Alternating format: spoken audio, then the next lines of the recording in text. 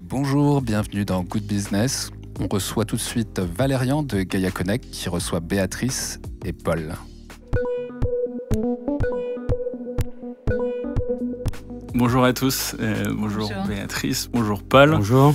Donc je suis Valérian de Gaia Connect. Je suis entrepreneur social et investisseur dans des entreprises à impact depuis maintenant 15 ans. J'ai fondé plusieurs entreprises sociales et dont ce qu'on appelle l'impact. Et aujourd'hui, on est là pour vous parler d'une boîte que j'adore et qui me tient à cœur, que j'ai cofondée avec une super équipe et pour laquelle je mentore aussi, qui s'appelle Gaia Connect. On est une plateforme de mentorat. En gros, pourquoi Gaia Connect ? Pour vous présenter ça un peu rapidement, et puis après, je poserai les questions à nos invités pour mieux comprendre. Mais en réalité, on rencontre tous les jours des gens qui sont en décalage de valeur dans leur boulot, qui comprennent plus très bien pourquoi ils travaillent, quel est l'impact de leur travail, ou si l'impact est positif, intelligent, etc. Et s'ils aimeraient voir leurs enfants avoir ce travail, ou s'ils sont vraiment fiers de ça. Et via Gaia Connect, on essaie de comprendre, on rencontre ces gens-là, on essaie de comprendre quel est leur projet, quelles sont leurs envies.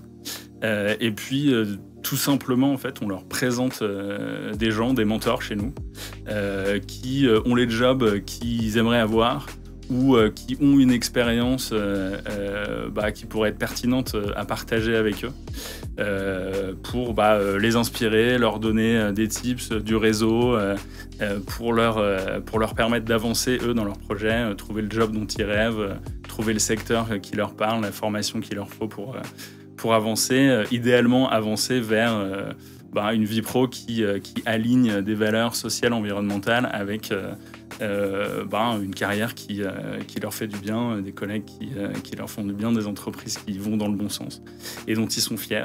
Et voilà, et on fait ça par le partage de compétences, les rencontres, et c'est hyper puissant.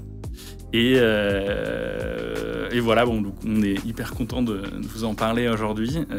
Alors Béatrice, Paul, merci d'être là, merci infiniment. Vous êtes donc mentorés buddies chez Gaia Connect. Toi Béatrice, depuis, je pense que c'était une des premières. Et Paul depuis un peu plus récemment. Et ouais, un grand merci aussi d'être venu, de prendre le temps pour en parler, c'est canon. Et du coup, intéressé de comprendre un peu quand vous nous avez trouvé, peut-être toi Béatrice pour commencer, où t'en étais, qu'est-ce que t'avais fait ?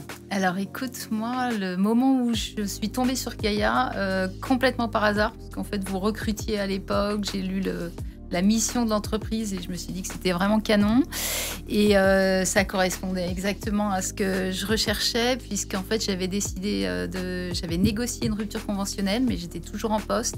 Et donc je commençais à un peu frénétiquement chercher des pistes pour l'après. Et vraiment, du coup, c'était la meilleure approche que j'ai trouvée, celle qui m'inspirait le plus, parce que je suis assez pragmatique et je trouvais que c'était top de parler à des vraies personnes, d'avoir des vrais retours d'expérience et aussi d'avoir un spectre aussi large, en fait, de secteurs, de domaines qui permettaient de balayer pas mal de choses, parce qu'à mon niveau, j'étais pas claire du tout sur la direction que j'allais prendre. Donc c'était un bon moyen de... Ok.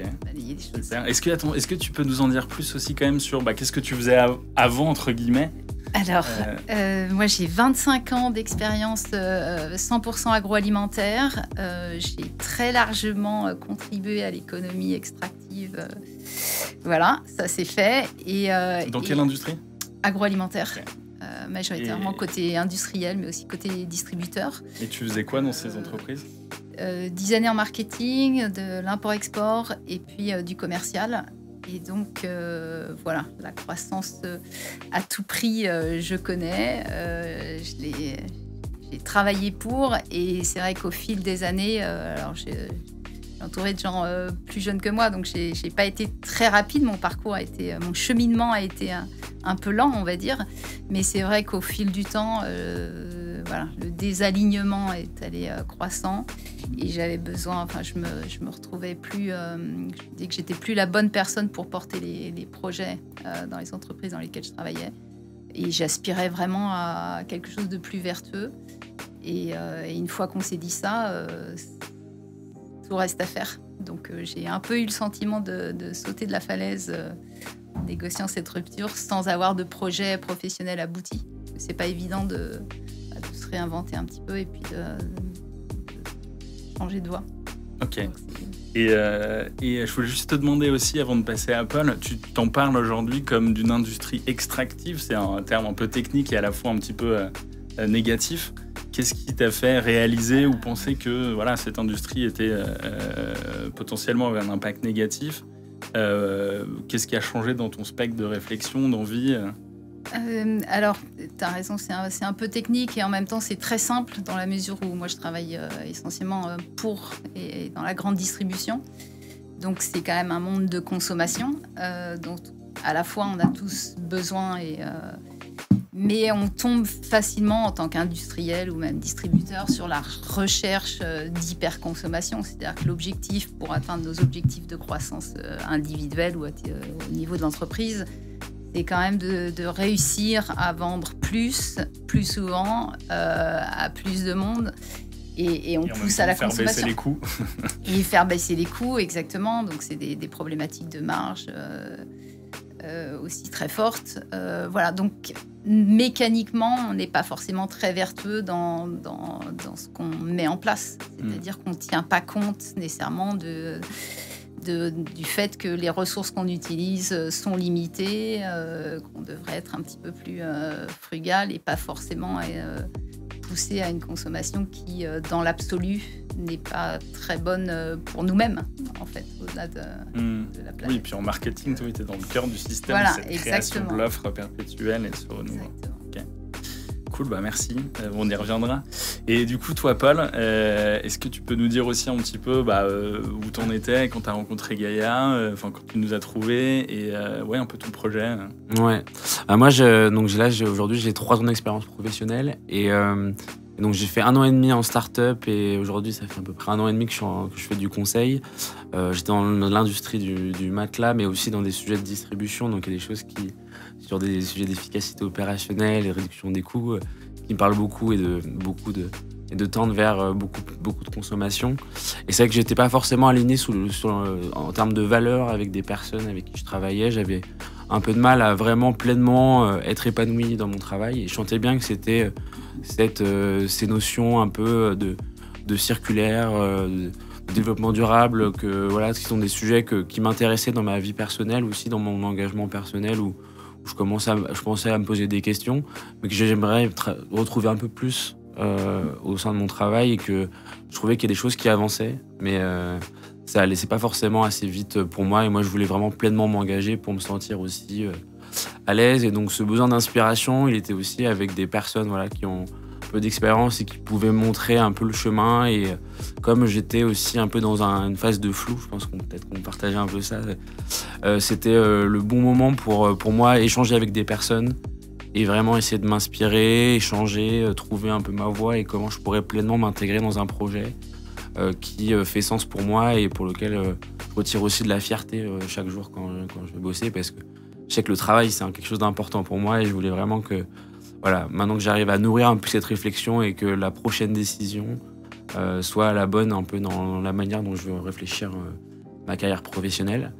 Et donc j'ai été contacté un peu par hasard, je crois, sur LinkedIn par Gaïa Connect.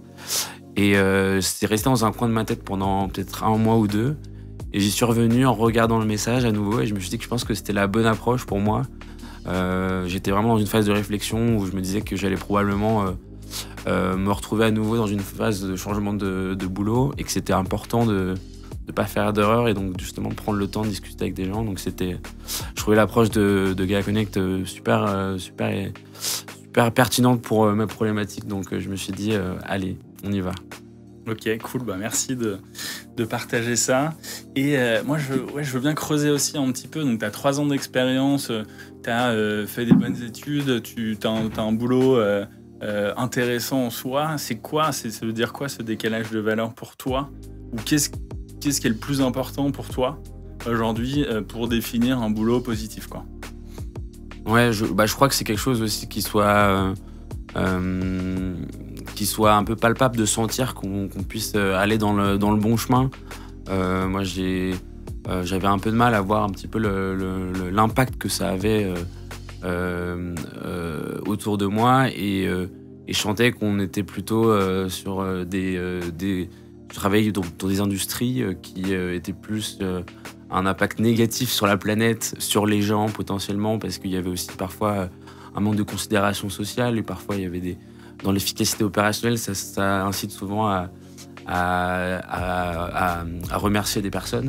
Et donc voilà, cette partie un peu environnementale et sociale, de prendre et de sentir aussi qu'on peut créer quelque chose de positif autour de soi, quelque chose que je percevais pas du tout dans mon quotidien.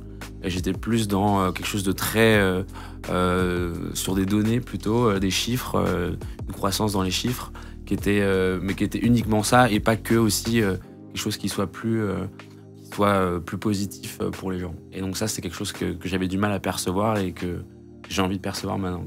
Ok, ouais, on sent un peu ce côté un peu désincarné Exactement. de l'économie du business parfois, où on se rend plus bien compte pourquoi on le fait et quelle est la vraie motivation sous-jacente. Ok, cool. Et c'est vrai, du coup on va parler un peu aussi de votre expérience dans Gaia. Donc vous avez trouvé Gaia, vous dites ok go, ça a l'air cool. Nous on le présente un peu comme vous avez un projet perso, vous voulez faire quelque chose. Ce qu'il faut faire, en tout cas nous, notre démarche un peu d'entrepreneur, c'est qu'il faut aller parler à 50 personnes de votre projet. Et on s'est dit, avec Gaia, on peut, parce qu'on vous connaît un peu et qu'on connaît nos mentors, on peut vous présenter 5 personnes avec lesquelles une discussion en vaut 50. Et du coup, on l'a fait avec vous deux. Peut-être Béatrice, si tu peux nous parler un peu de comment ça s'est passé, premier rendez-vous avec un mentor ou une de tes mentors. Qu'est-ce qu'ils t'ont apporté? Écoute, moi, ça a été d'abord un premier pas hyper positif, parce que c'était le premier petit pas que je faisais dans ma direction future. Et ce premier pas, pour moi, il est capital, en fait. Parce qu'effectivement, c'est le moment où on commence à passer à l'action.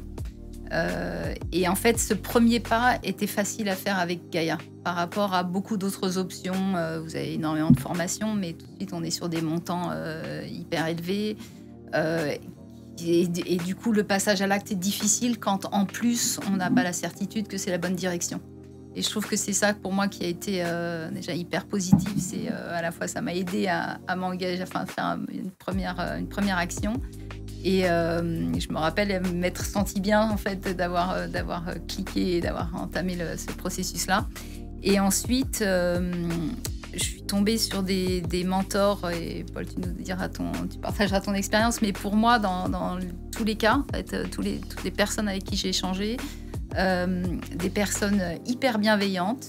J'ai depuis réalisé que c'était quand même une caractéristique que je retrouvais dans le milieu un petit peu du développement durable et qui fait beaucoup, beaucoup de bien. Je suis tombée sur des gens aussi hyper humbles, c'est-à-dire que ils ne considèrent pas avoir la solution à tout, mais en tous les cas, ils partagent leur expérience, ils nous donnent leur retour, les points positifs, les points négatifs. Et du coup, on est très loin de ce qu'on peut trouver sur Internet, où un informaticien devient coach naturopathe en 2 semaines et gagne 10 000 € par mois. On est dans la vraie vie, et je trouve que ça, c'est chouette. Et ça aide un petit peu à nuancer, à y voir un peu plus clair. Et voilà. Et du coup, ça, c'était globalement des contacts hyper positifs. Ok, ouais, hyper important. Donc, les petits pas. En fait, c'est vrai qu'on ne se réinvente pas un métier qui nous plaît, qui est parfait en 2 semaines. Il y a plein de choses à comprendre, à réinventer, à se réécrire. Il y a plein d'inspirations à aller chercher. Et s'entourer de gens bienveillants, c'est hyper important. Tu parlais du coût aussi. C'est vrai qu'on a réussi aujourd'hui à faire que Gaia Connect, ça coûte 129 €. Notamment parce que nos mentors, en fait, sont bénévoles.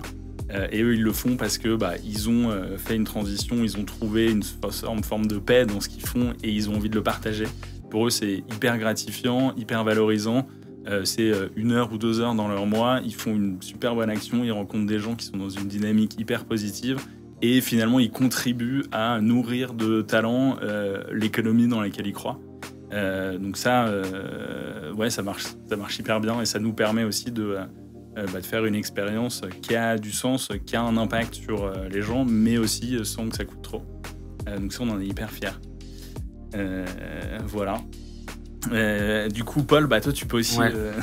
Moi, c'est vrai que quand j'avais envoyé le message pour répondre à cette sollicitation LinkedIn, j'ai eu un échange, je crois, de 30-40 minutes avec Benjamin, qui est CEO de Gaïa. Et c'est vrai que la bienveillance dont tu parlais, c'est vrai, et le fait que ce soit à la fois sérieux, mais aussi un peu informel, et que ce soit une sorte de détente qui était importante et qui m'a bien exprimé l'état d'esprit de Gaïa. Je trouvais ça intéressant parce que ça permettait aussi de parler un petit peu de toute la considération et comment on considère son avenir, son projet de vie.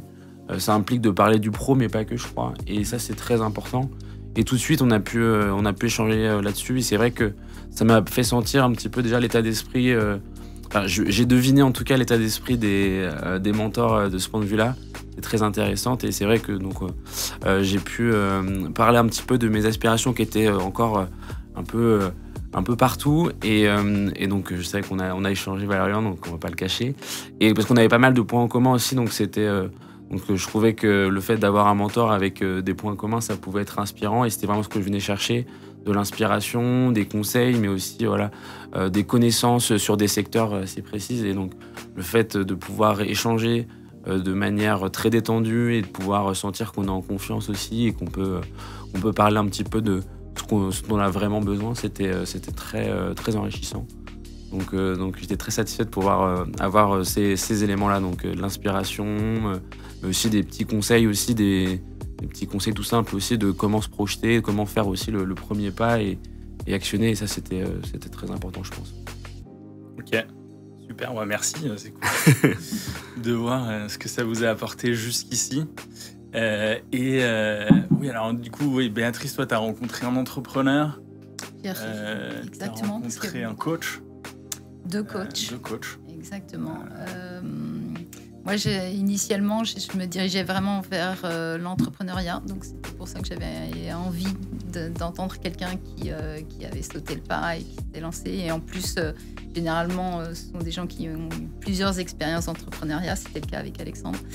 Donc, il a partagé son expérience. Et puis, d'échanger avec des coachs, pour moi, une étape de ma vie où, effectivement, j'avais besoin d'y voir un peu plus clair, d'avoir plus de conseils. C'était hyper utile, dont le premier qui était notamment vraiment hyper inspirant et qui m'a vraiment aidé au début à me faire réaliser que ça allait prendre du temps. J'étais un peu dans cette frénésie et puis avec la peur financière d'un côté, le doute de l'autre. Et de réaliser ça m'a pas mal aidé pour la suite.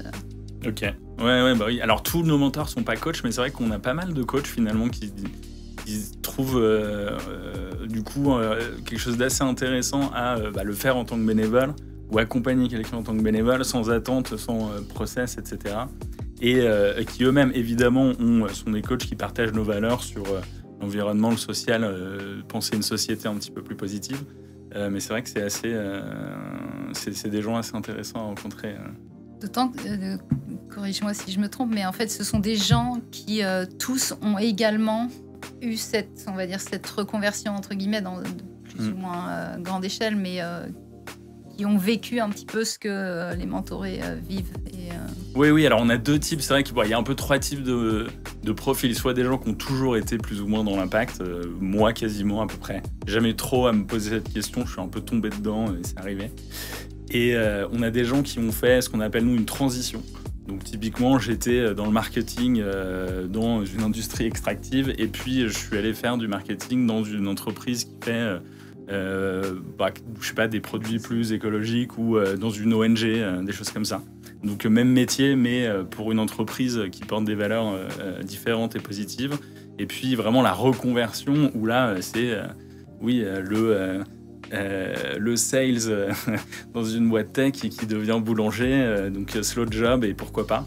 Donc c'est un peu trois types de profils qu'on a chez nos mentors et qui sont tous hyper inspirants. Ok, est-ce qu'il y a quelque chose que j'aurais dû vous demander et que je vous ai pas demandé encore? Peut-être voilà, le passage à l'action derrière. Oui. Alors, je me permets aussi au passage, on a une question dans le chat. Il y a une personne qui demande comment vous sélectionnez vos mentors. Alors, comment on sélectionne nos mentors? On a sur le site de Gaïa un petit formulaire qui permet à des mentors qui sont intéressés de venir mentorer chez nous, de nous partager de l'info, donc de nous parler d'eux et de nous dire pourquoi ils ont envie d'être mentors. Et puis à la suite de ça, on les rencontre en fait. Donc quelqu'un de l'équipe, moi j'en ai rencontré, on en a 200 aujourd'hui des mentors, j'ai en rencontré au moins 50 moi, et on leur fait un petit entretien pour comprendre un peu leur projet, pourquoi ils sont là, leur expliquer aussi comment marche Gaïa, et puis surtout comprendre eux leur histoire de transition, comprendre aussi les aspects sur lesquels ils peuvent aider potentiellement des mentorés, donc est-ce que c'est des experts du carbone ou des experts du marketing pour les entreprises à impact, ou des experts de la RSE. Donc on catégorise un petit peu leurs compétences. Et puis ça nous permet ensuite, une fois qu'on les connaît mieux, on en refuse aussi quand ça marche pas d'ailleurs, mais ça nous permet, une fois qu'on les connaît mieux, de les présenter aux personnes qui peuvent aider le plus, quoi. Donc ça nous permet de faire notre boulot mieux en fait. Ok, super. Et vous avez, donc tu l'as dit au début, non? Combien vous avez de mentors? On a 200 mentors aujourd'hui et on a accompagné près de 150 personnes, comme Paul et Béatrice, depuis l'année dernière. Et je me permets de préciser que comme il y a 5 mentors, ça peut aussi évoluer entre-temps, parce que moi, je suis encore en plein process, j'ai pas vu encore tous mes mentors, et j'étais intéressé par différents sujets, parce que je voulais rencontrer donc, des mentors avec des spécialités différentes, donc que ce soit sur de l'économie circulaire, sur de la mode éthique, sur des sujets de distribution, sur des sujets de tourisme durable aussi. Et au fur et à mesure de mes échanges, je me dis que je voudrais peut-être me resserrer sur quelque chose de plus commun à l'économie circulaire. Et c'est possible aussi pendant son cheminement en espaçant correctement aussi le fait de rencontrer les mentors, ça permet aussi d'infuser, peut-être de préciser parfois son projet et de rencontrer des mentors qui permettent d'alimenter progressivement ce chemin. Et en tout cas, voilà, c'est comme ça que je peux le faire, donc je trouve ça sympa. Ça me permet de prendre le temps aussi, de ne pas aller trop vite, je pense, en profitant des échanges aussi pour en créer d'autres aussi autrement.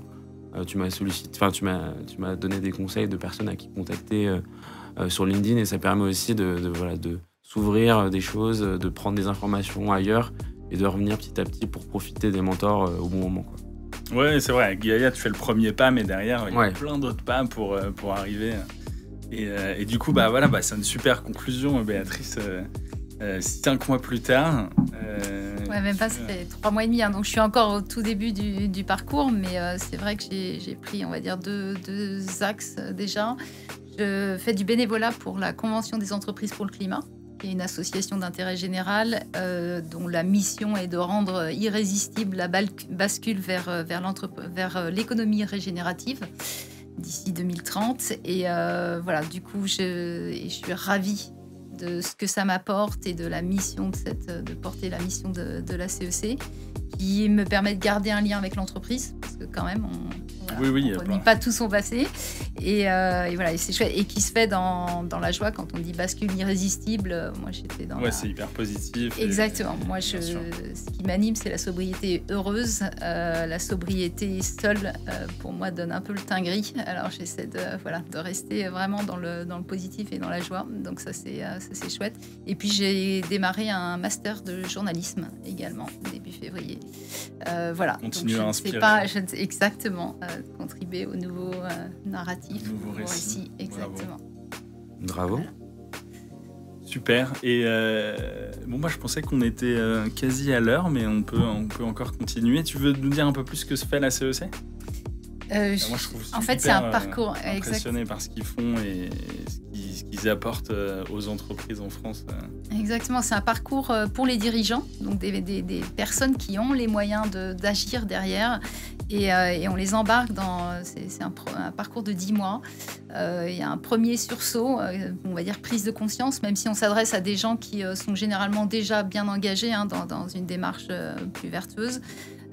Mais ils sont nourris par des experts et puis surtout ça s'appuie sur de l'intelligence collective.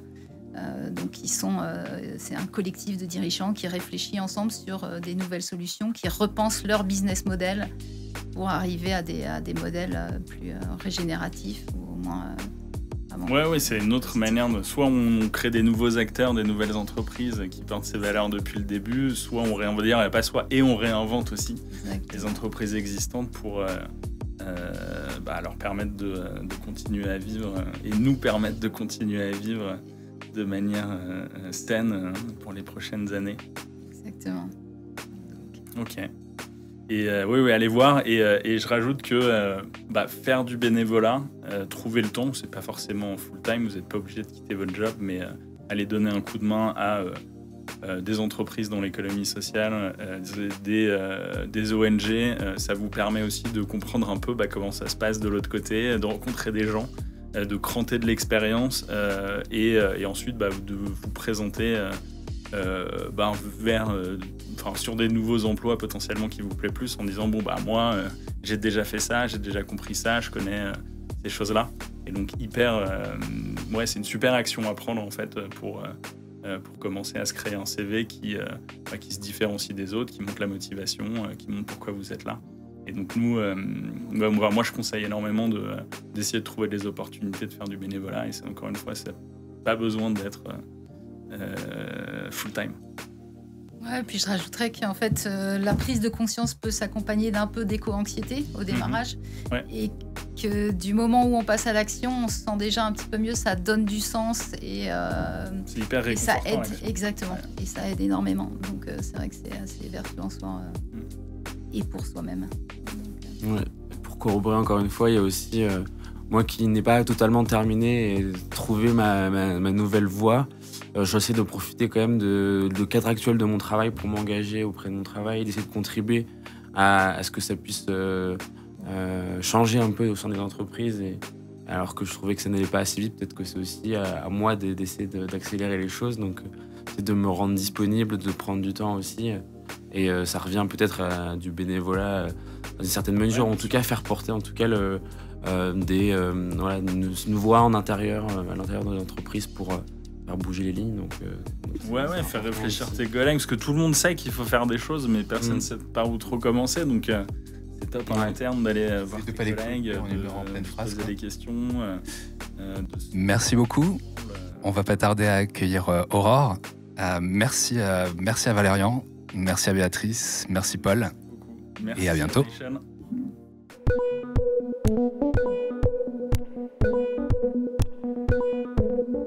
Installez-vous confortablement. Bienvenue. Merci d'être parmi nous. Donc, je vous présente Aurore de Goodvest qui va interviewer Sofiane et Zeina.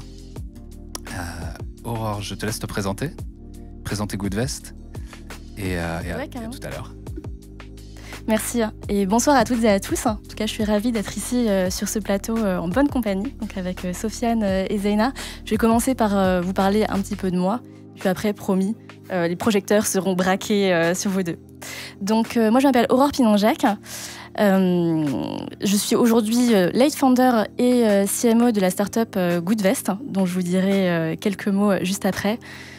Pour tout vous dire, j'ai démarré ma carrière entre guillemets dans des secteurs assez différents. J'ai démarré dans le luxe, ensuite j'avais fondé ma propre boîte dans le textile, on aura l'occasion d'en parler, puisque j'avais créé une marque de collants et chaussettes en matière recyclée. Et puis il y a quelques années, j'ai fait une très belle rencontre. J'ai rencontré 2 personnes, Antoine et Joseph, qui sont les 2 fondateurs d'origine de la boîte Goodvest, que j'ai donc rejoint en tant que lead founder. Donc, ce qu'on propose chez Goodvest, c'est des solutions d'investissement responsables. Alors, ne vous enfuyez pas en courant en vous disant « Non, je ne suis pas venue ici pour entendre parler de finance et d'investissement, je vous promets, ça va être bien. » En fait, le concept de Goodvest, il est parti d'un constat assez simple, c'est qu'aujourd'hui, la plupart des gens, comme vous et moi, ont de l'épargne, en tout cas cherchent à épargner, et généralement, on cherche à investir cette épargne pour qu'elle génère du rendement et qu'on puisse construire ses projets d'avenir, peut-être acheter une maison un jour, ou d'autres projets, peut-être créer sa boîte un jour, peut-être que ça vous parle. Et le problème, c'est que pour générer des rendements, cet argent, il doit être investi quelque part, il doit atterrir à un endroit et il doit travailler. Donc, je pense que vous voyez les choses venir. Aujourd'hui, la majorité, une très grande partie de l'épargne des Français et des Françaises est investie dans des secteurs que, personnellement, je sais pas vous, mais moi, j'ai pas très envie de financer. Le pétrole, le charbon, le gaz, le tabac, l'armement, ce genre de choses. Donc Antoine et Joseph se sont dit il y a quelques années, ce serait cool de proposer une alternative qui permet aux gens tout simplement de choisir ce que leur épargne va financer. Donc des trucs plutôt sympas, du type transition écologique, forêt, accès à l'eau, emploi et solidarité. Et ça de manière hyper accessible, ça se fait entièrement en ligne. Pour ceux qui s'y connaissent un tout petit peu, c'est sous la forme d'assurance vie et de plan d'épargne retraite. Et donc on fait fructifier, on fait fructifier votre argent de manière à financer des choses qui sont plutôt sympas pour l'environnement et pour les gens. Donc la boîte existe depuis 2020, on a fait notre lancement commercial en 2021. Moi j'ai rejoint l'équipe dans la foulée, aujourd'hui on est une trentaine de personnes.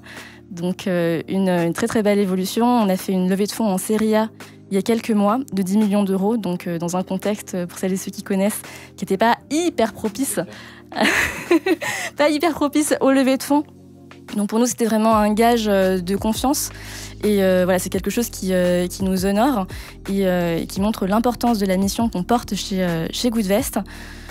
Et aujourd'hui, on a réuni plus de 6000 investisseurs qui ont donc choisi de mettre leur épargne au service du climat. Donc on en est très fiers, ils ont investi plus de 60 millions d'euros, donc c'est pas négligeable. Pour vous donner un petit peu un ordre d'idée, aujourd'hui, à l'échelle du monde entier, les besoins de financement de la transition sont 2 fois inférieurs à ce qu'ils devraient être si on veut vivre dans un monde qui est vivable et viable pour toutes et tous dans quelques années. Donc on en est encore loin, mais avec Goodvest, on fait les choses de manière pragmatique et on essaie de servir au mieux les épargnants et les épargnantes qui nous choisissent. D'ailleurs, on avait une petite vidéo, c'était un témoignage client, la régie.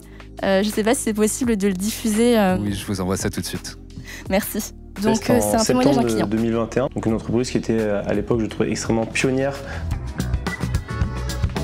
Moi, je m'appelle donc Pierre-Antoine, j'ai 27 ans, j'habite à Paris et dans la vie, je suis analyste en risque climatique. Pourquoi de Goodvest? Là, j'ai 2 mots qui me viennent à l'esprit, c'est transparence et rigueur. Donc, tout d'abord, une méthodologie très claire sur la sélection des fonds. On va gratter ce qu'il y a en dessous du label pour voir vraiment dans quelles entreprises on investit et de quelle manière.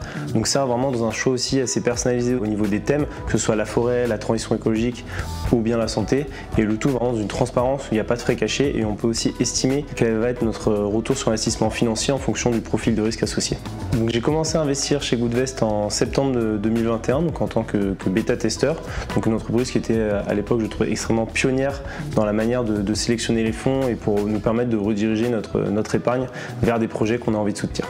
Je n'aurais pas vraiment pu le faire sans Goodvest, dans le sens où aller investir donc, dans des projets comme ça soutenables, ça demande beaucoup d'investissement personnel pour aller chercher les fonds, les entreprises, etc. Et le fait d'avoir un tiers de confiance pour nous permettre d'aller soutenir ces projets responsables et de mettre notre épargne personnelle, disons que ça simplifie vraiment la vie. Je crois que Pierre-Antoine a quasiment tout dit.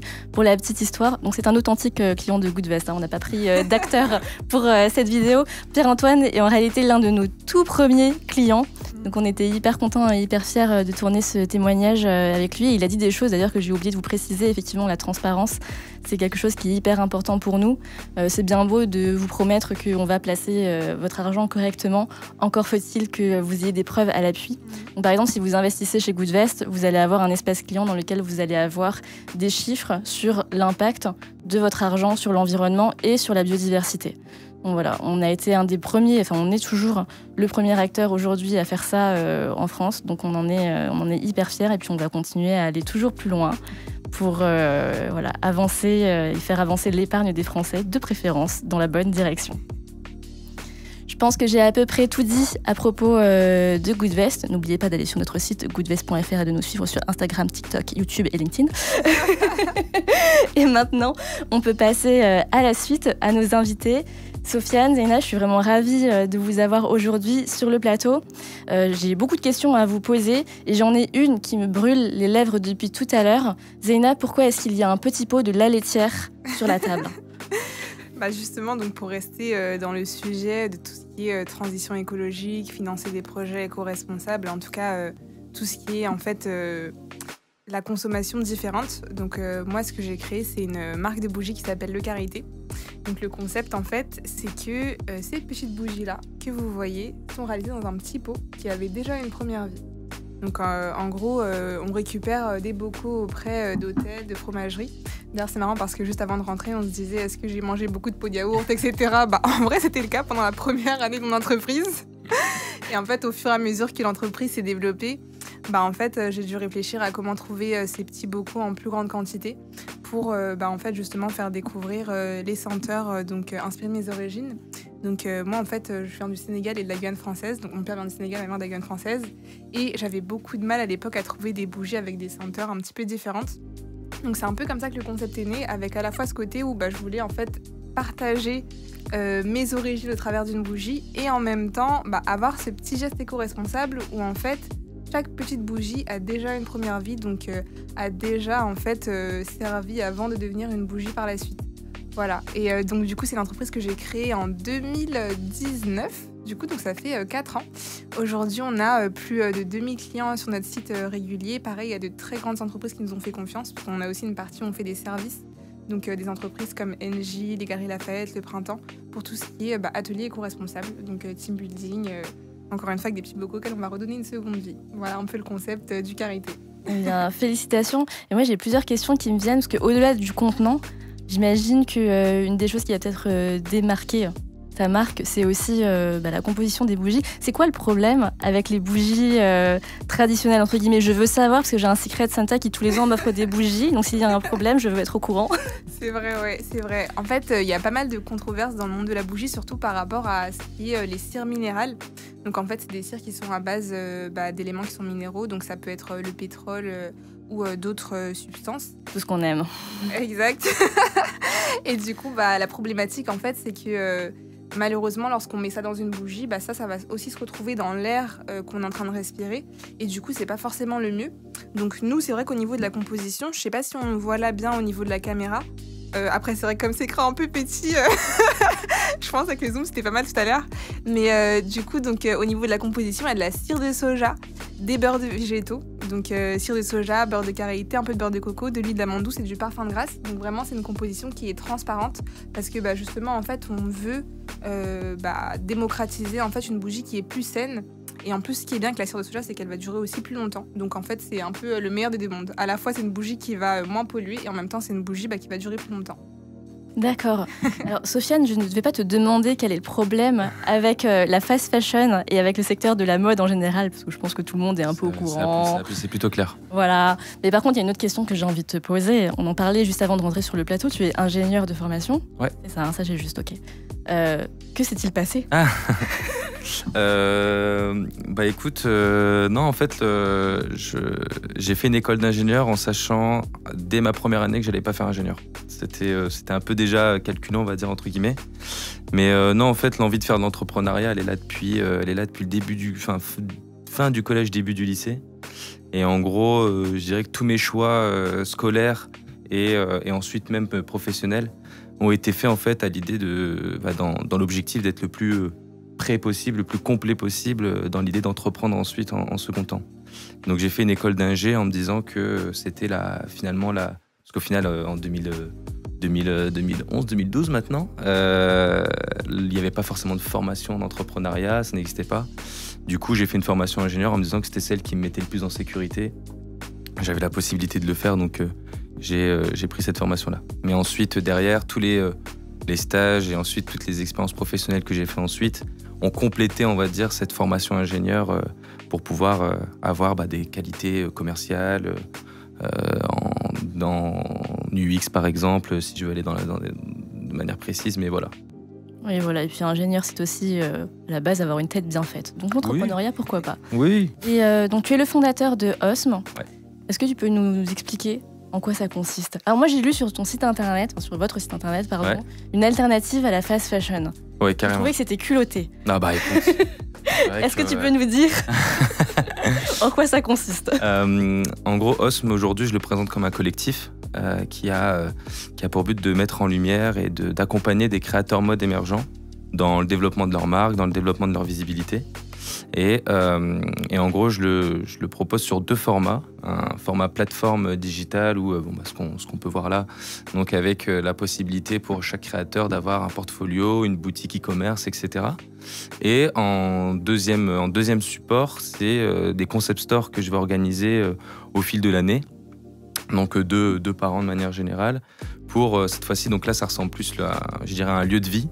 Où en fait l'idée c'est de créer de l'interaction entre créateurs qui développent sa marque, qui essaient de lancer sa marque, qui est indépendant et seul d'une certaine manière, et avec des consommateurs qui l'idée c'est de leur faire comprendre un peu plus ce qui se cache derrière une pièce de créateur, un vêtement qui est issu d'un savoir-faire et d'une spécialité d'une certaine manière. Redonner du sens finalement. Exactement, tu as les bons termes. Et comment est-ce que tu sélectionnes les créateurs et les créatrices? Est-ce qu'il y en a qui font des bougies au-delà des vêtements? Non, pour le coup, je suis focalisé actuellement sur des marques de vêtements, de bijoux, d'accessoires. En second temps, pourquoi pas, de la décoration. J'ai eu l'occasion d'en faire sur les 2 derniers concept stores avec du mobilier. Mais en gros, ma sélection, elle se fait sur 2 critères. Donc c'est quand même une sélection assez rigoureuse où il y a 2 critères. Le premier, c'est vraiment, je dirais, la direction artistique. C'est s'assurer que chaque créateur a vraiment sa démarche à lui, sa direction artistique, son univers, sa vision, sa manière de faire. C'est limite s'il a un message à retranscrire à travers ses pièces. Ça, c'est le premier point. Le deuxième point, c'est la dimension éco-responsable. C'est s'assurer que chaque créateur, chaque marque, évidemment, adopte une démarche responsable, que ça soit via l'upcycling, comme on le connaît de plus en plus aujourd'hui, que ça soit par les tissus de stock dormant, qui sont donc des tissus voués à être jetés par des grandes maisons de luxe aujourd'hui. Et enfin, un critère important, c'est surtout que chaque créateur fait du fait main. On n'est pas sur de la production, d'usinage, etc. On est vraiment sur du fait main, un travail artisanal qui va être mis en lumière. Mais donc tout ça, cette mise en avant du savoir-faire, tout le storytelling, la direction artistique dont tu parles, la qualité, ça n'a rien à voir avec la fast fashion. En fait, est-ce que finalement, c'est pas plutôt ce que devrait être le luxe aujourd'hui? C'est bien, c'est intéressant ce que tu dis. Ouais, c'est ça, c'est qu'au final, aujourd'hui, les créateurs modernes, en fait, de manière très globale, ce que je vois aujourd'hui, c'est qu'on a un peu 2 nouvelles alternatives aujourd'hui qui est dans l'ère de la responsabilité et dans l'idée de donner un peu plus de sens. C'est un peu donc la seconde main, le vintage, et la création mode émergente. Et en fait, ce qui est intéressant, c'est que je vois en la fripe et le vintage ce qui est la fast fashion, l'alternative de la fast fashion aujourd'hui, et la création mode émergente, j'y vois un peu l'alternative au luxe aujourd'hui d'une certaine manière. Mais dans les 2 cas, c'est vraiment en tout cas, ce que je veux en fait offrir à travers la création mode émergente. C'est pas tant l'aspect que responsable. Évidemment, il y a l'aspect responsable qui est extrêmement important et qui est primordial dans la genèse de Osm, mais c'est aussi cette idée de donner du sens où en fait, lorsque tu vas rencontrer un créateur, et c'est tout le principe des concept stores aujourd'hui, c'est en fait le fait de pouvoir rencontrer un créateur et qu'en fait, lorsque tu discutes avec lui, que tu réalises qu'en fait, que lui, ses inspirations, c'est le sud-ouest, c'est les plages du sud-ouest, que toi, tu viens du sud-ouest, et qu'en fait, là, d'un coup, cette pièce, elle a plus du tout la même valeur en fait pour toi. Et en fait, c'est redonner un peu ce sens-là, au-delà de l'aspect purement responsable. Et en parlant de sens et d'histoire et de signification, Zaina, j'aimerais bien qu'on revienne un petit peu sur la création de tes parfums. Donc, j'ai vu qu'il y avait toute une palette olfactive que tu déclinais sur tes bougies. Comment est-ce que tu sélectionnes ces senteurs? Est-ce que c'est toi? Est-ce que tu travailles avec un parfumeur? Comment est-ce que ça se passe exactement? Alors du coup, pour la composition des parfums, en fait, donc je travaille en étroite collaboration avec des parfumeurs de Grasse. Donc c'est vrai qu'aujourd'hui, c'est la capitale mondiale du parfum. On va pas se mentir, on a de la chance en plus justement que ce soit une ville française qui est très connue. Et donc du coup, je travaille en étroite collaboration avec eux. Et après, c'est vrai que le côté où j'essaye de, on va dire, faire ce travail de nez, donc en fait d'essayer de réfléchir à comment représenter de la manière la plus authentique chaque senteur. Par exemple, là, la bougie que j'ai ramenée, du coup, c'est une bougie au bissap. Je ne sais pas si vous connaissez cette boisson, si vous avez déjà... Donc, justement, en fait, elle est inspirée de cette boisson-là à base d'hibiscus, avec ses côtés un petit peu sucrés, en même temps presque fruits rouges de la fleur. Donc, c'est vraiment, en fait, ce travail où je vais me dire comment faire en sorte d'avoir une senteur qui est un peu différente que vraiment je ne trouvais pas du tout avant.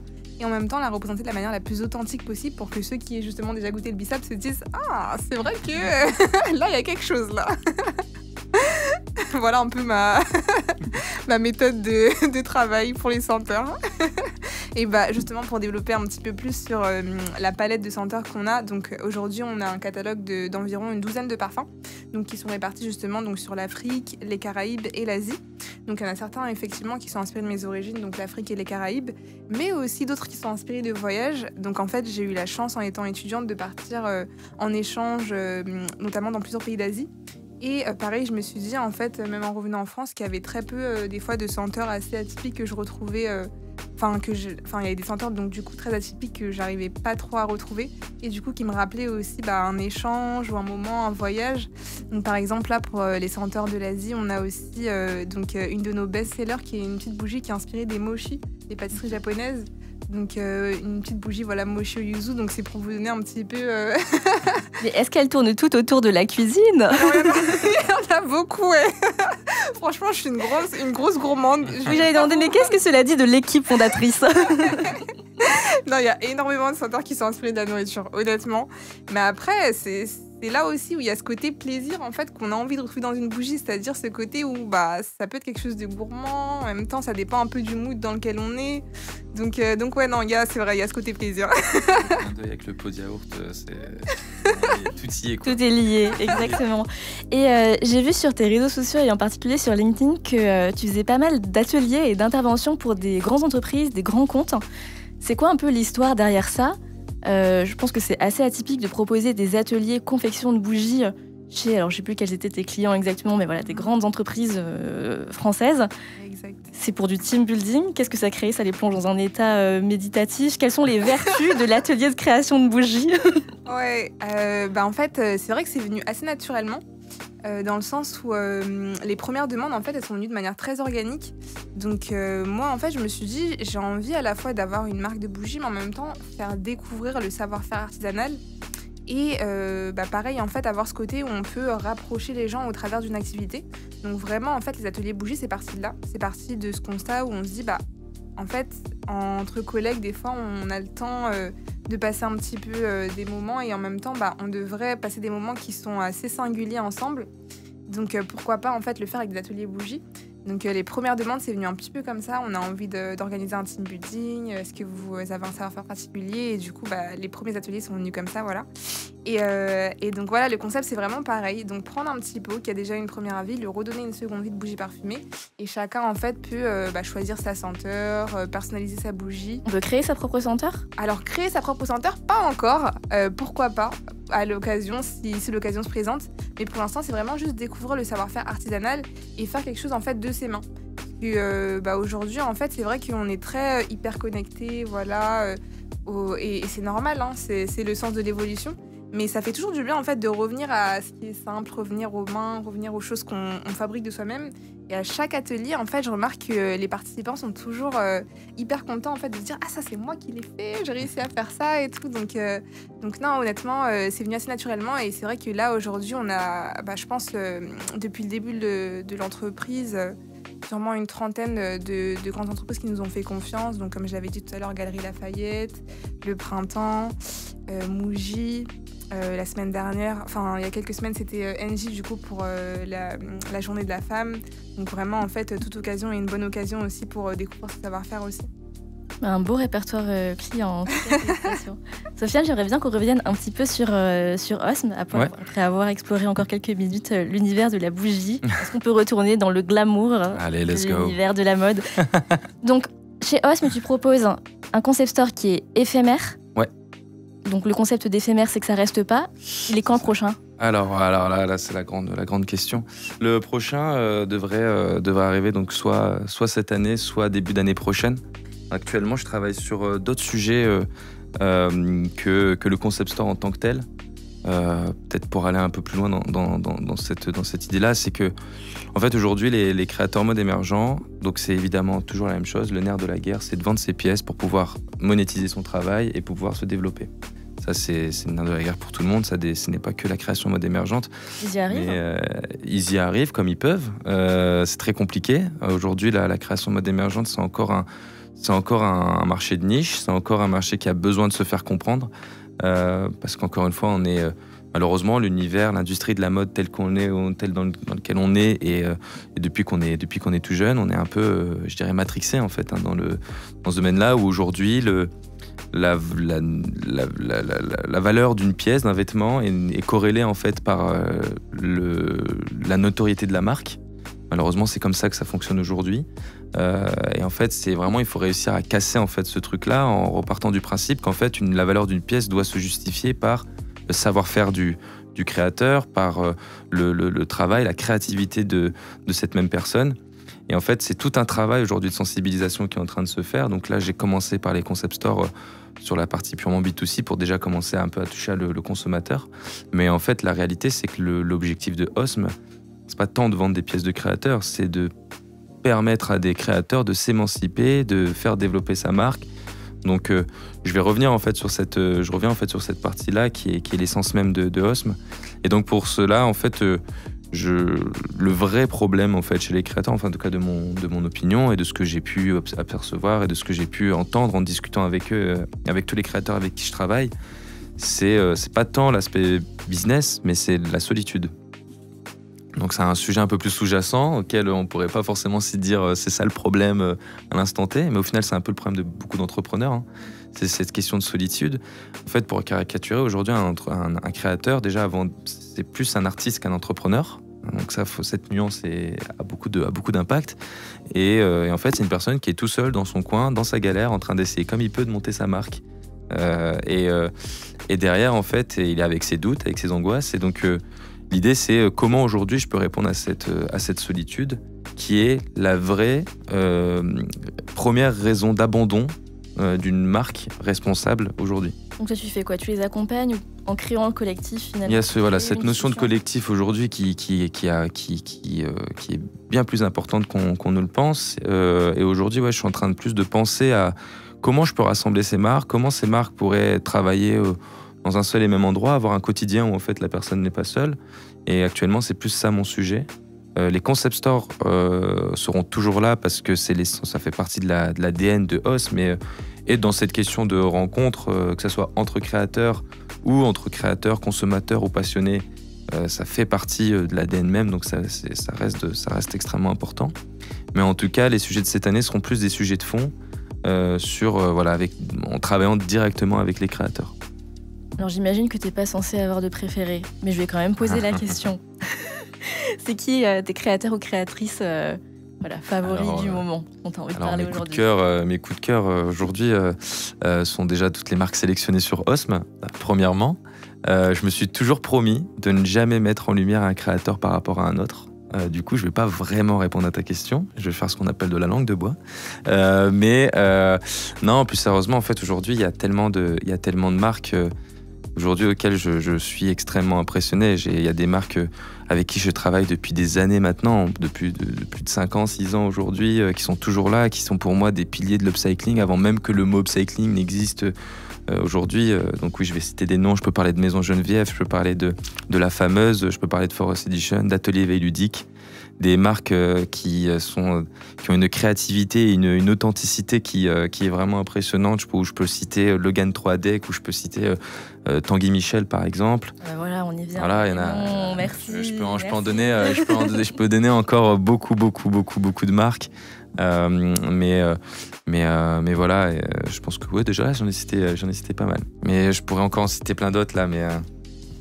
Et puis je peux parler de bijoux aussi. pas parler de bijoux, comme par exemple le setback juste ici, qui est une créatrice avec qui je travaille, qui s'appelle Marguerite Bones. Je peux citer Daniel Karlikov, je peux citer Inès Pinault qui pareil fait partie des précurtrices, je sais pas comment le dire, précurseuses tout simplement, en fait, de Osm, qui fait partie des toutes premières créatrices avec Osm. Donc voilà, je leur fais tous un petit bisou d'ailleurs. En tout cas, félicitations à eux et félicitations à toi pour créer cette discussion, ces synergies et sortir tous ces créateurs et créatrices finalement de cette solitude qui est un peu le lot de tous les entrepreneurs et beaucoup de projets en perspective. Donc, je vous souhaite bonne chance pour tout ça. Bénia, tu as eu le mot du début, mais tu auras aussi le mot de la fin. Est-ce que tu as des projets particuliers pour l'année 2024 et plus, si affinité, que tu aurais envie de nous partager? Extension de gamme, de marché, autre? Alors, pour l'année 2024, c'est vrai que c'est une année qui s'annonce chargée. Nous, en fait, on pense sortir des collections sur plusieurs pays, donc des nouveaux pays qu'on n'a pas encore eu le temps justement de faire découvrir sous le format bougie. Donc ouais, les projets à venir là pour l'année 2024, ça va être sortir une collection sur un nouveau pays. Pour l'instant, je peux pas encore le dévoiler. Et peut-être potentiellement sortir aussi, vu qu'on est et on a la chance d'être le pays d'accueil des JO. Peut-être pourquoi pas une collection sur les senteurs de Paris avec un public touriste qui serait peut-être aussi content de pouvoir découvrir ça. C'est vrai que j'en ai pas trop parlé, mais je fais aussi partie en fait d'un label de créateurs. Donc c'est vrai que quand tu parlais justement de tout ce qui est solitude dans l'entrepreneuriat et tout, moi je trouve que c'est vrai que le fait d'être entouré par d'autres entrepreneurs ou d'autres créateurs, c'est hyper important.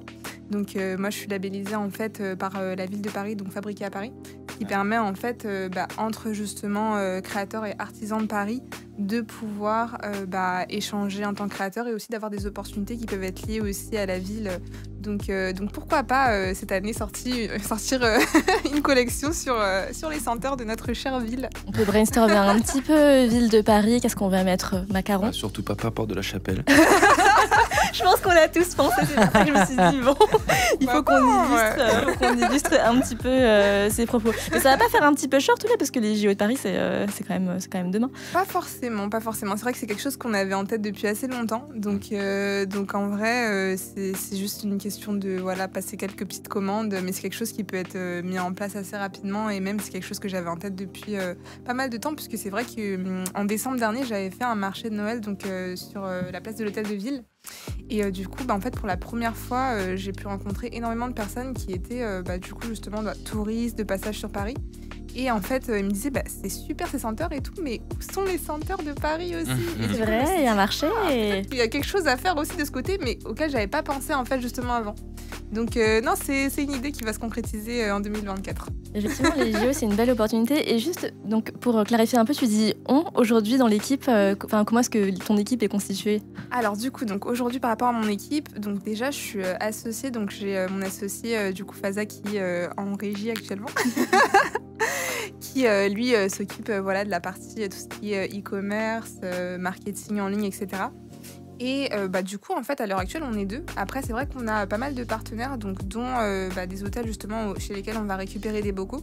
On a aussi, pareil, en fait, un ESAT. Je ne sais pas si vous connaissez un petit peu ce type d'établissement. Les ESAT, E-S-A-T.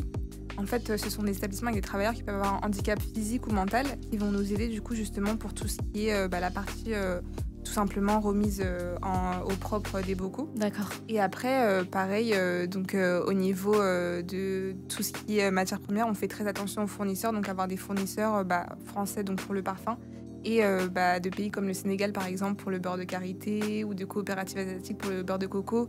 Donc tous les partenaires sont sourcés avec une grande attention pour faire en sorte justement d'avoir un impact et que ce soit dans la moindre des choses, comme justement une des composantes de la bougie qui peut justement avoir un impact pour quelqu'un d'autre derrière qui aura travaillé ce beurre de karité différemment.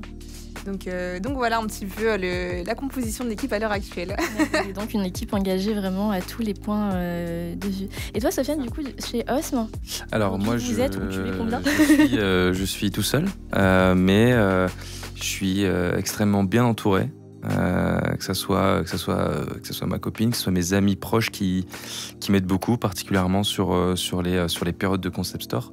Du coup, j'en profite pour pour leur montrer ma reconnaissance d'une certaine manière. Je les remercie beaucoup. En tout cas, merci beaucoup à tous les deux. On va devoir accueillir les prochains invités. Donc merci beaucoup à Aurore, à Zeina, à Sofiane, et on vous dit à bientôt. À bientôt, merci.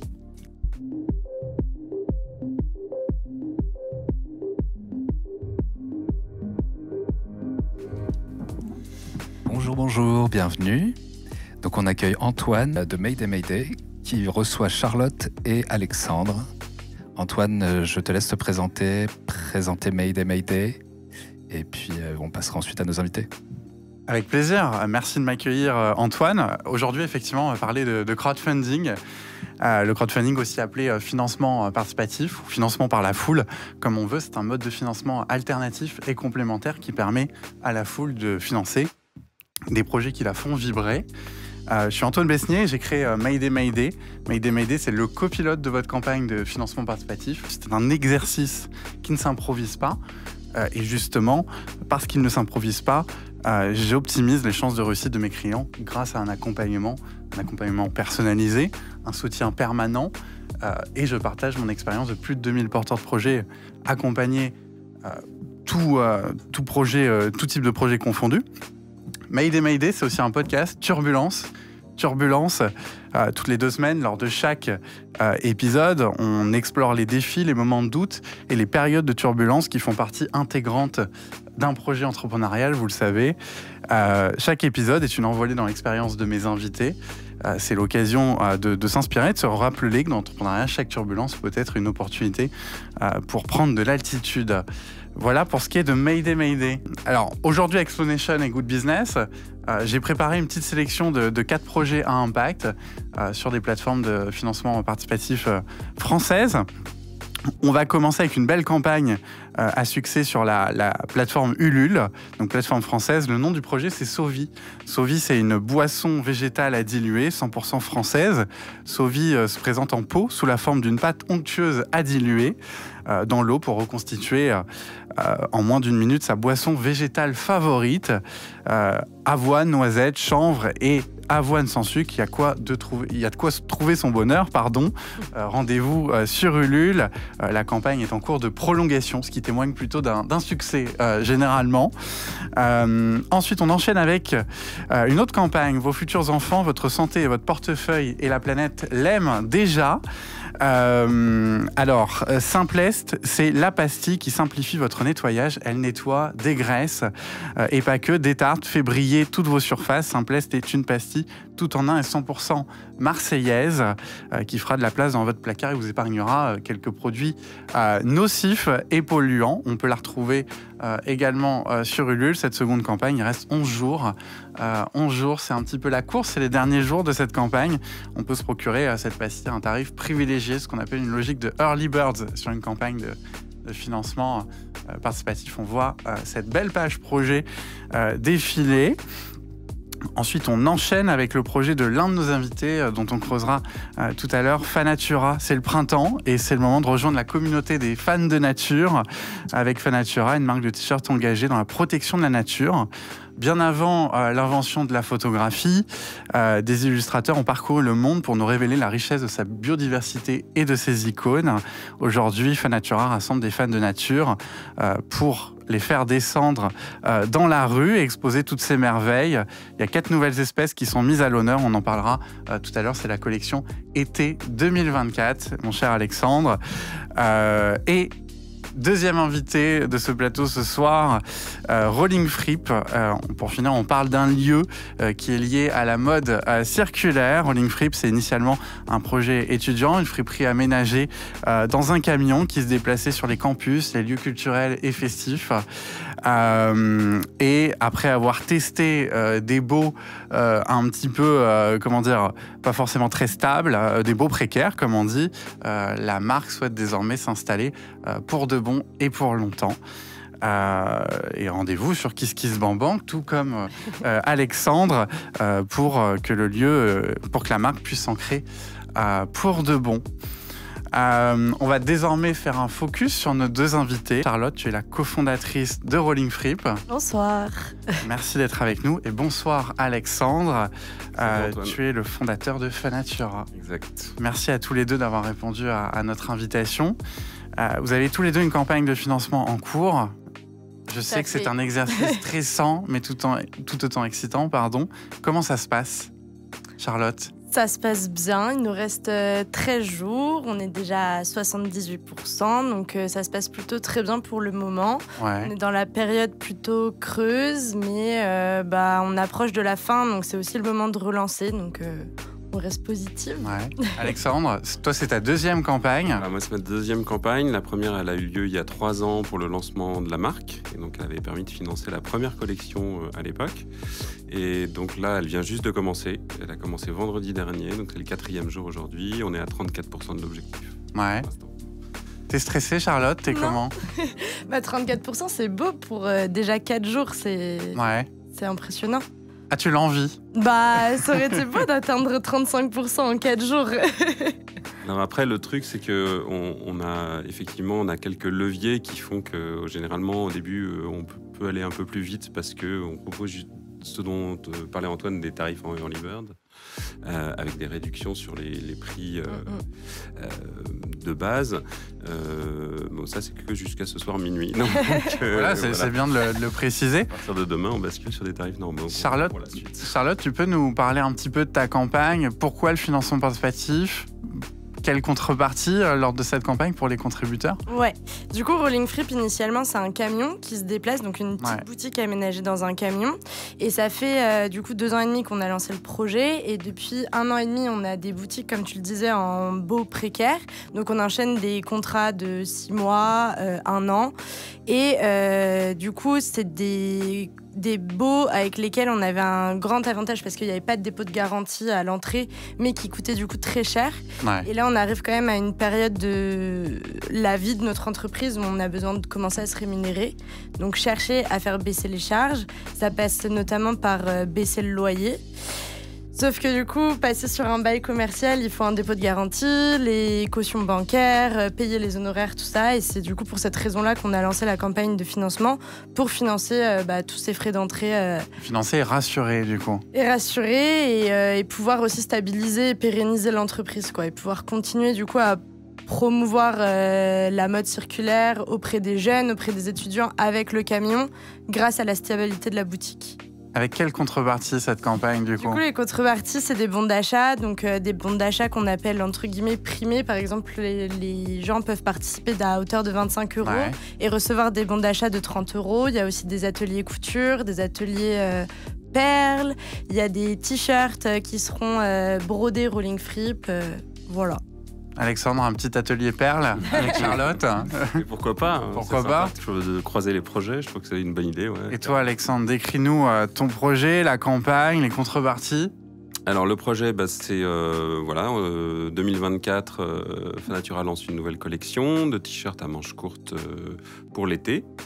Donc le principe du financement participatif, ça permet sous forme de précommande de limiter les stocks et les invendus, ce qui dans une économie éthique, responsable, éco-responsable, donc est très important. C'est important pour nous, c'est important aussi pour nos clients. Et le financement participatif, c'est parfait pour ça, parce que ça permet justement de produire au plus juste et surtout d'avoir une indication sur les modèles, les motifs et même les tailles de nos clients. Et donc par extrapolation, quand on va produire derrière, si la campagne est réussie bien sûr, encore une fois, on se trompe moins. L'idée n'est pas de surproduire. L'idée n'est surtout pas de surproduire.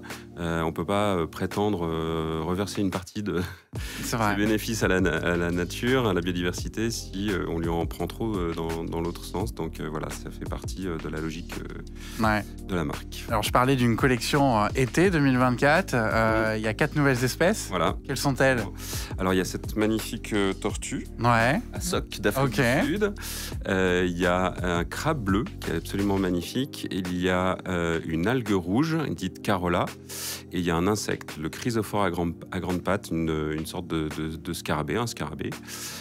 Voilà, donc qui vont constituer cette collection 2024. Et il y en a pour les enfants, pour les adultes, c'est quoi les tailles? Alors c'est juste un modèle adulte avec une coupe unisexe très classique. C'est vrai que sur la première campagne, on avait fait 2 modèles, un modèle femme et un modèle plutôt unisexe classique. L'année dernière, j'avais sorti une petite collection pour enfants, mais là pour l'instant, le but n'est pas encore une fois de multiplier les modèles. Donc là, on est vraiment sur un modèle adulte mixte, on va dire. Et il y aura peut-être une surprise pour la fin de l'année, mais on en reparlera plus tard. Ok. Donc on est sur une fin de campagne avec toi, Charlotte, et un début avec Alexandre. Alexandre, c'est ta deuxième. Si tu avais un conseil à donner à Charlotte? Ne ronge pas trop les ongles. Parce que c'est vrai que les porteurs de projet, souvent, ont le syndrome de l'actualisation de la page, c'est-à-dire à actualiser tout le temps. C'est ce que tu fais en ce moment, Charlotte? Un peu. Ouais. Non, mais c'est vrai qu'on est quand même très stressé. Enfin, c'est très stressant parce que c'est quand même un pari incroyable, quoi. Enfin, voilà. Et puis, on a aussi, enfin, moi, en tout cas, je pense que d'autres porteurs de projets doivent l'avoir aussi, un peu le syndrome de l'imposteur. On n'est pas forcément à la base des commerçants nés. Enfin, c'est mon cas, en tout cas. Et du coup, on a un peu toujours l'impression de solliciter notre premier cercle, notre entourage, de manière un peu abusive. Voilà. Donc, c'est un peu, on est un peu mal à l'aise, je trouve, parfois, de faire des relances permanentes pour aller au bout de la campagne. Et en fait, on se rend compte que finalement, en fait, c'est un travail comme un autre qu'il faut bien se mettre dans la peau. Si le message est passé de manière relativement zen et surtout avec détermination, généralement on va au bout, quoi. Enfin, en tout cas, moi, ça s'était passé bien la première fois. On espère que ça ira bien la deuxième aussi. Comment a été accueillie la campagne pour ce projet de friperie, Charlotte? Par nos proches ou par notre communauté? Par les proches, par la communauté, globalement, ouais. En vrai, ça fait chaud au cœur parce qu'on a quand même tout notre entourage qui est derrière nous. Les premiers, c'est ce qu'on dit en général, que les premiers 20%, ça va être le cercle plutôt proche. On est arrivé quand même assez vite aux 20%, donc c'était quand même que des gens qu'on connaissait, donc ça fait chaud au cœur. Après, j'avoue qu'il y a aussi des décalages parfois de génération entre mes parents, toutes ces personnes qui sont plus âgées, qui comprennent pas forcément ce que c'est le financement participatif, donc beaucoup d'éducation sur ce que c'est, expliquer que ça marche au tout ou rien, le fait que c'est soit on atteint les 12 000, soit on n'aura rien du tout, et oui, 10 000 c'est déjà énorme, mais ça suffira pas à ce qu'on ait quand même ce montant. Donc beaucoup d'explications autour de nous à tous ces gens en fait qui font pas partie du secteur de l'entrepreneuriat habituellement, qui comprennent pas forcément ces systèmes. Donc aussi un petit enjeu d'éducation aussi auprès de la communauté, expliquer les contreparties, tout ça. Non, je confirme que il y a beaucoup de travail pédagogique. Les gens n'ont pas forcément l'habitude. Et puis, je pense que, je sais pas ce que tu en penses, Charlotte, mais moi, je sais que pour ma première campagne, j'avais pas le réflexe non plus. Tu vois, maintenant, je suis plus à l'aise et tout, parce que je comprends comment ça fonctionne. Mais c'est vrai que, et puis surtout pour la génération de nos parents, qui font peu d'achats en ligne, donc qui aiment pas manipuler la carte bleue, etc. Donc, il faut vraiment les accompagner beaucoup, quoi. Limite jusque dans l'acte d'achat lui-même, quoi. Voilà. L'essence même du financement participatif, c'est de redonner du pouvoir sur son argent. Tu as le sentiment que les contributeurs de ta campagne le font et ont ce sentiment-là? Tu veux dire que ça nous redonne du pouvoir? Eux, en tout cas, redonnent du pouvoir sur leur argent en contribuant à un projet comme le tien, en le soutenant, et ça a du sens pour eux, c'est concret. Et puis ça les ancre aussi vraiment dans Rolling Free. Puis ils ont mis une petite pierre à l'édifice, donc c'est notre projet. C'est un projet On a une petite question dans le chat, excusez-moi. Oui. On demande où est-ce que Charlotte aimerait implanter sa boutique, si elle a une idée. Bonne question. Alors, on n'a pas trop le droit de le révéler, donc pour l'instant, on a trouvé le local. On attend vraiment la fin du financement pour pouvoir signer le bail. Pour l'instant, du coup, notre pop-up, il est à côté de République, donc rue Notre-Dame de Nazareth. L'idée, c'est de quand même rester dans le secteur, mais je peux pas vous en dire plus pour le moment, malheureusement. C'est un beau teasing, ça. Elle a tout compris sur l'animation de campagne.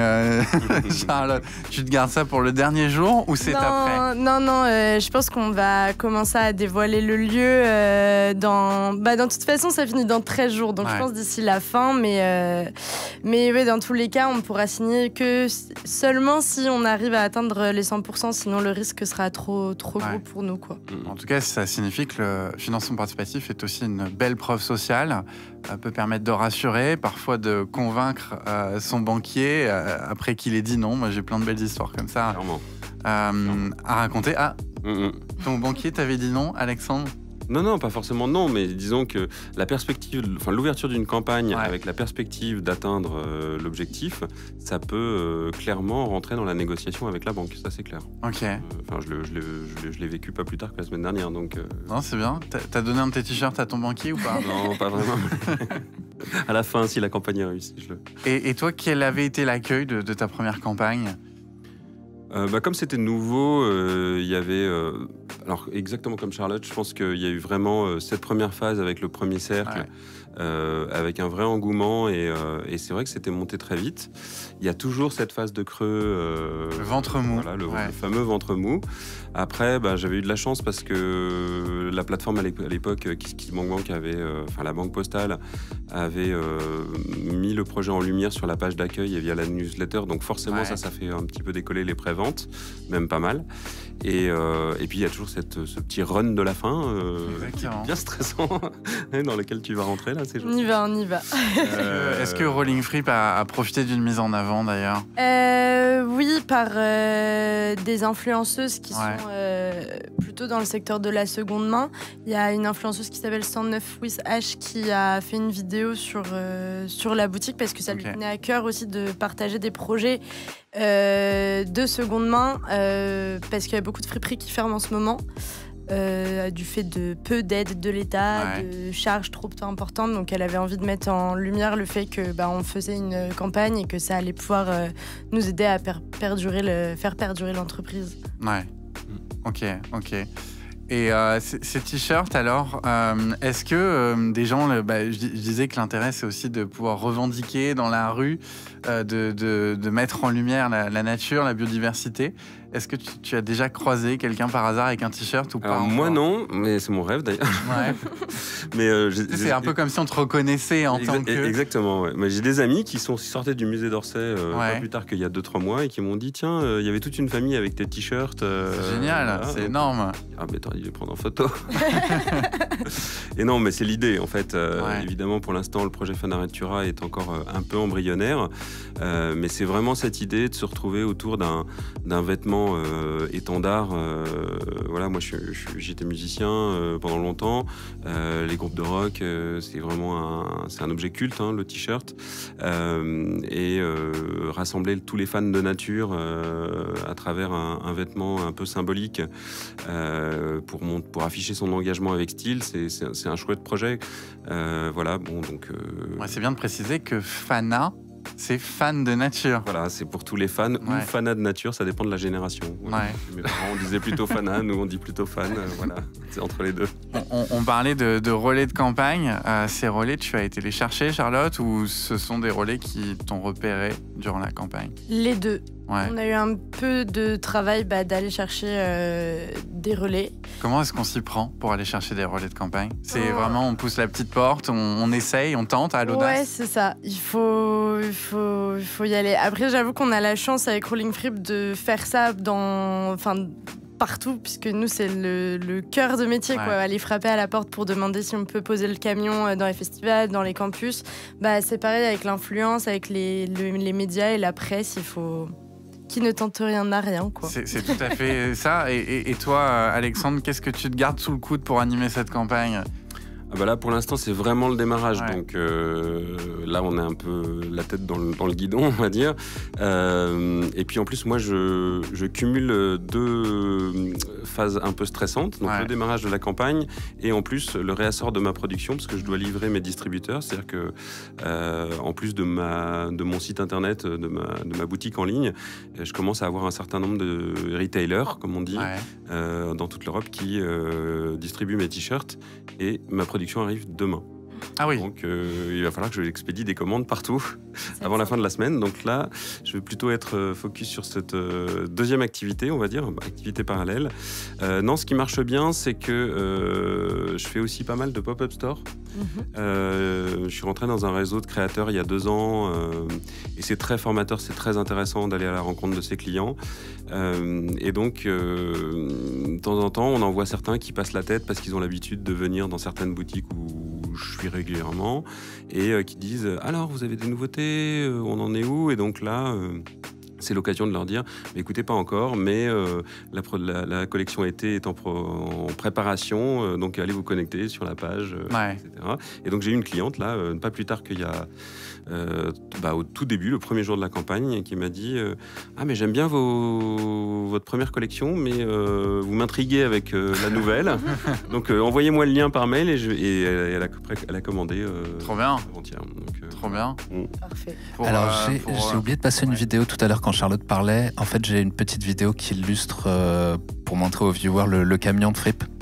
Alors regardons-la. Ah bah avec plaisir. Est-ce que tu veux qu'on parle par-dessus ou... Bah voilà, ça c'était un événement qu'on avait organisé à la Rotonde. C'est vrai que c'est un des seuls lieux sur Paris où on peut mettre le camion. Et ça nous permet de faire des événements assez chouettes avec DJ set, des créateurs, des créatrices, paillettes.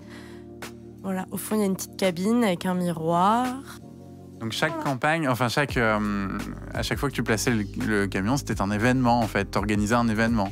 Ça dépend, oui. En fait, sur les campus, on organise vraiment des journées friperies avec les étudiants. Et après, on participe à des vintage markets. Il y en a notamment The Gros Marché qui font venir plusieurs friperies.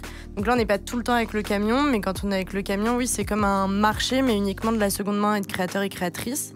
Et après, des festivals ou des open air qui sont organisés par des collectifs. Et de temps en temps, ça nous arrive d'organiser nous-mêmes notre événement. Ok, et le camion va continuer à tourner, bien que... C'est l'idée. Si on arrive à ouvrir la boutique, oui, on pourra continuer à tourner avec le camion. C'est vrai que si on n'arrive pas à ouvrir la boutique, on devra nécessairement se poser des questions. Est-ce que vendre le camion pour ouvrir la boutique, qu'est-ce qu'on garde, comment on fait, ce sera d'autres questions. Et si on essaie d'aller un petit peu plus loin, c'est un projet étudiant à la base qui a bien mûri depuis. Oui. Est-ce que tu t'imaginais en être là, en faire ton projet professionnel ? Au début ? Ouais. Je sais pas. Moi, j'avais toujours envie de travailler dans la mode et dans la mode éco-responsable. C'est vrai que de base, j'étais plus sur la création d'une marque qui soit neuve, du coup, dans le neuf. Mais quand on a lancé ce projet-là, je me suis dit vraiment, c'est ça la solution d'une mode plus responsable, c'est utiliser ce qu'on a déjà. Hermine, pour elle aussi, donc Hermine qui est mon associée, qui avait aussi envie de donner du sens à son métier et ça a coulé de source. On s'est peu posé la question avant de se lancer. Et après, je pense que on n'imaginait pas par contre avoir une boutique. Je pense qu'on imaginait la vie itinérante beaucoup plus simple. Et vous êtes laissé porter, vous êtes trouvé. Tout à fait. C'est turbulence. C'est bien, c'est bien placé. Ouais. Alexandre, toi, tu faisais un tout autre métier avant d'aborder cette nouvelle aventure professionnelle avec Fanatura. Que faisais-tu ? Je suis entrepreneur depuis très longtemps. J'avais une agence de conseil en communication. J'essaie de raconter que je passais la première partie de ma vie à fabriquer des images pour les marques. Je faisais des logos et des chartes graphiques, de l'identité visuelle, comme on dit. Et donc, à la moitié de ma carrière professionnelle, on va dire, enfin j'espère, j'ai décidé de mettre cette compétence au service de la biodiversité. Donc maintenant, je reprends des images existantes pour les afficher sur des t-shirts. Tu considères avoir tout laissé tomber à un moment de ta vie pour te tourner vers ce projet ou... C'est-à-dire que j'avais fait un peu le tour de ce métier, de mon ancien métier. Le design graphique en France, c'est pas un métier qui est très reconnu. Généralement, quand on raconte qu'on fait ça, les gens disent « Ah, tu travailles dans la pub ». C'est pas dans notre culture. C'est-à-dire que c'est très anglo-saxon, mais pas français. J'avais fait un peu le tour. Il fallait que je trouve quelque chose qui soit plus aligné avec mes convictions. Moi, j'ai grandi à Paris, mais... Et j'ai passé tous mes étés dans ma maison familiale qui est dans les Cévennes, au cœur du parc national des Cévennes, en Lozère. Sympa. Et c'est un endroit où j'ai constaté par moi-même le déclin de la biodiversité tous les ans. Voilà, quand j'étais petit, j'allais pêcher avec mon père dans les rivières. On ramenait Tout par-delà. Une vingtaine de truites par jour, quand on allait pêcher toute la journée. Ouais. Et aujourd'hui, quand on voit une, t'es content, quoi. Donc, il y avait des papillons partout, il y en a beaucoup moins. Voilà, donc comme tout le monde, j'ai lu les rapports du GIEC, évidemment. Mais c'est vraiment quelque chose que j'ai constaté sur le terrain, comme je fais beaucoup de randonnées. Voilà, je suis amoureux de cette région et c'est vraiment un sujet qui me touche. Tu voulais switcher vers un projet plus porteur de sens. Exactement, plus porteur de sens et plus aligné avec mes convictions qui sont vraiment, pour le coup, la défense de la nature. Ok. La fin de campagne, comment elle va se passer? Tu vas fêter ça avec ton associé, avec toute la communauté. Comment tu vois cette fin de campagne? J'espère. Après, on a ce syndrome avec Hermine de jamais réussir à se poser sur nos réussites et toujours avancer. En fait, c'est bien. Oui et non, parce que du coup, on profite jamais du moment présent. Parce qu'il y a toujours des choses qui arrivent. Mais oui, on va fêter ça. On a un événement justement le mi-avril, donc on va essayer de retrouver notre communauté dans cet événement-là. Et après, forcément, une inauguration pour la nouvelle boutique quand on aura fini de tout installer. Et on essaiera de fêter ça, oui. Donc de ce que j'entends, tu vas pas souffler alors que l'exercice d'une campagne n'est pas de tout repos. Non, pas le choix. Si on atteint les 100%, on signe la boutique, on se lance dans les travaux et go. Hein. C'est les travaux, c'est des travaux d'ampleur ou... Non, ça va. Le local est plutôt en très bon état, donc ça va être vraiment de l'aménagement, de la décoration, mais il faut réfléchir à tout aussi, nouvelle organisation, comment est-ce qu'on gère le stock dans cette nouvelle boutique, continuer à prospecter pour aller sur les campus, les événements, on ne s'arrête jamais, quoi. De ton côté, Alexandre, la sieste n'est pas pour tout de suite? Non, c'est sûr. Non, mais c'est pareil, évidemment, mais je pense qu'en fait, quand on est passionné, on compte pas ses heures, on adore ce métier, c'est nos métiers, voilà, c'est super stressant, c'est l'ascenseur émotionnel permanent, mais on a encore des projets tout le temps. Moi, j'ai 1000 idées. C'est bien. C'est difficile J'espère que tu vas avoir plein d'idées pour animer cette campagne qui ne fait que de commencer. Ben oui, bien sûr. Voilà, il va falloir s'y mettre. Ouais. J'espère qu'on pourra se retrouver. En tout cas, moi, je viendrai dans cette friperie parce que ça m'intrigue, cette friperie dont on n'a pas l'adresse encore, dont le teasing est bien fait. On a déjà le camion et la boutique actuelle en attendant. C'est bien. Et il y a une sorte de petit tour de carte qui est faite pour savoir quand tourne le camion ou... Non, on n'a pas fait de carte. C'est vrai qu'on y avait pensé un moment, mais on a toutes les infos sur le Insta avec toutes les prochaines dates. Ok, donc on peut te retrouver sur Instagram, le compte c'est rolling.frip. Ouais, et d'autres réseaux, j'imagine. Oui, TikTok aussi, rollingfrip et LinkedIn pour nous suivre, Hermine et moi. C'est bien, un peu de storytelling, un peu de personal branding. Et Alex? Fanature à Paris. Ouais. Voilà, tout simplement. Donc sur Instagram, pas du tout actif sur TikTok. Je sais qu'il faut que je m'y mette. C'est dur. Bientôt. Bientôt peut-être. Qui sait. T'as plein de belles histoires à raconter. Ouais, alors j'ai plein de belles histoires à raconter et grâce à toi, on va peut-être, on va d'ailleurs. On va raconter ces belles histoires.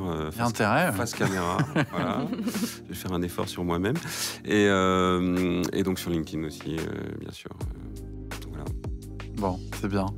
Est-ce qu'on a des questions dans le chat, mon cher Antoine? En fait, on avait une question, mais Charlotte y a répondu. C'est bien. En fait, la question, c'était quels sont les liens des pages de crowdfunding. Donc nous, de toute façon, on va les remettre sur Instagram, on va les mettre dans un commentaire de la vidéo qu'on postera sur YouTube, la VOD. Ouais. Et puis voilà, j'ai plus qu'à vous remercier parce qu'on arrive au bout de l'émission. Merci à toi.